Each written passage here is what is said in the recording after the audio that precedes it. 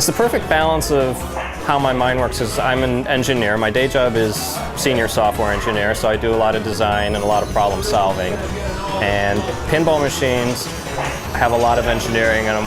I really like pinball because it's never the same game twice. Even on your own machine that you know backwards and forwards, you're never going to be able to predict exactly how that ball goes. You're never going to be able to predict exactly what that score is. Even the best players in the world occasionally will just throw up a complete brick and they're completely powerless to do anything about it. It's just one of those things that we're a good match for my interest and what it offers. It's like the perfect big boy toy. It's a nice combination of being skilled yet slightly random that will always keep you coming back, at least always keeps me coming back for more.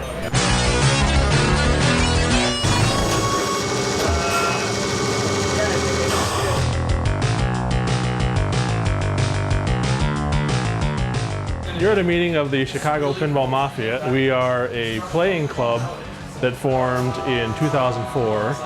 Each month we go from member's house to member's house and we play each other's games. There was a league in Chicago, but there were so many people interested in it that they've had a full roster, so they weren't taking other people. And we sort of jumped in to see if we could fill the void for the people who've been on their wait list trying to get into a league but couldn't.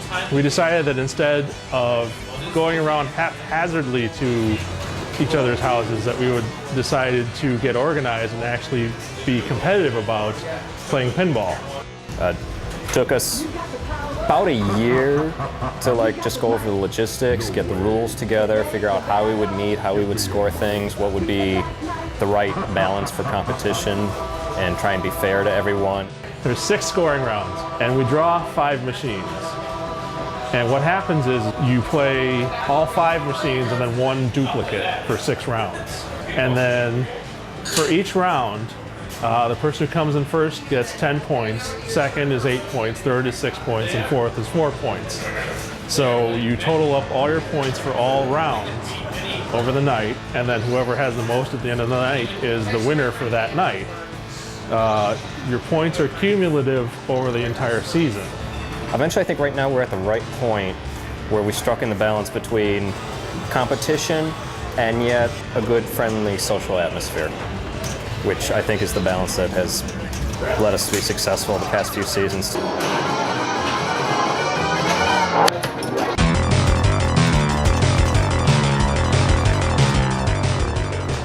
Realistically, I have come to the realization years ago that pinball is pretty much dead, and we're just still holding on to a little bit of our past and bringing that forward, hoping that maybe today's kids will catch on and realize that passing time in a game room is actually a fun thing to do besides just sitting and playing games on your cell phone. I think we're at an ebb right now. You know, things always come full circle, and right now, you know, the tide has gone out on pinball. So I could see it easily in a few years, you know, that tide change reversing and coming back in, because you know, pinball on location is cheap, you know, 50 cents or $1, and you know, you can be in fantasy land battling a Black Knight, or you know, blowing up alien spaceships or what have you. So that's, you know, that's a cheap escape. Actually, I would like to see me be proven wrong, and that the expression "everything old is new again," and not just pinball machines, but coin-op games in general, is something that sort of makes its way back into the mainstream American pop culture. Hey,